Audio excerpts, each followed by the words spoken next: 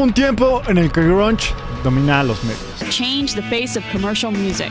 Marc Jacobs hacía pasarelas de grunge, la moda era grunge. Nevermind le quitó el primer lugar a Michael Jackson en los charts y el mundo tal vez era más bonito. Seattle fue bastante importante en la escena. Kurt en realidad era de Aberdeen, Washington, pero iban a Seattle a presentarse ya que no estaba lejos y era una ciudad en la que sí había una escena local.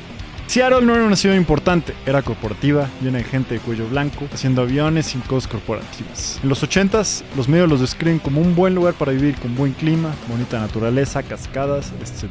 Había universidades y eso hizo que diferentes tipos de personas llegaran a juntarse en una sola ciudad. Gente que escuchaba Black Sabbath, Deep Purple y los jóvenes en las universidades que escuchaban el punk.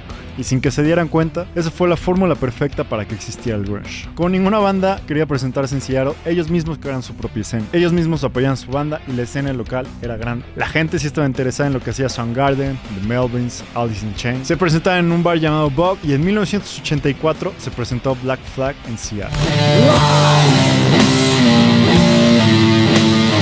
Trajeron ese estilo musical inspirado en Black Sabbath que era agresivo y lento a la vez. Y eso tal vez fue lo que inició el grunge, que vieran que sí se podía hacer lento y agresivo a la vez. El grunge fue una continuación de donde se quedó el heavy metal y el rock en 1966. Fue combinar ese metal con el punk, aunque muchos dicen que el grunge no forma parte de la historia del metal, yo creo que sí. Solo falta escuchar Soundgarden o Alice in Chains para darse cuenta que el grunge sí fue influenciado por el metal de Inglaterra.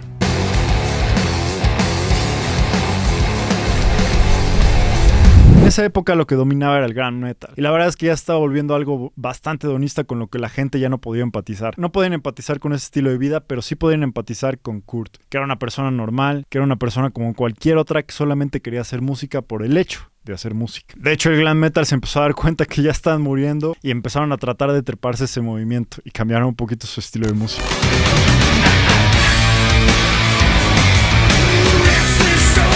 El movimiento empezó a crecer demasiado, pero llegó un momento en el que dejó un vacío.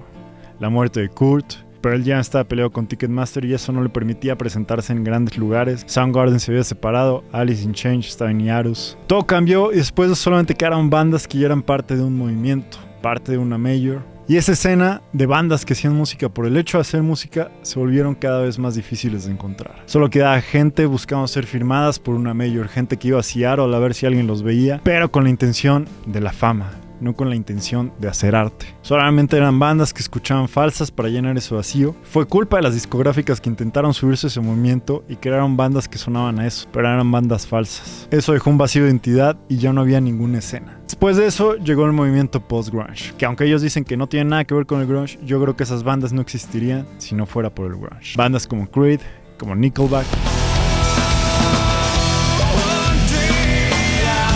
Esas bandas llegaron para llenar ese vacío y la alza de otros géneros como el pop punk y las boy bands terminaron por poner el último clavo en el ataúd. Y aunque no fue un movimiento tan largo, sí dejó un legado y sí inspiró a otras bandas que hoy tenemos a que existieran y crearan un sonido.